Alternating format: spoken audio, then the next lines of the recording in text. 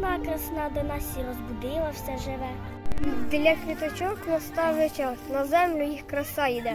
Вони ніжні та привітні, на землі найперше квітнуть. Бережіть, дорослі діти, Першоквіти, першоцвіти.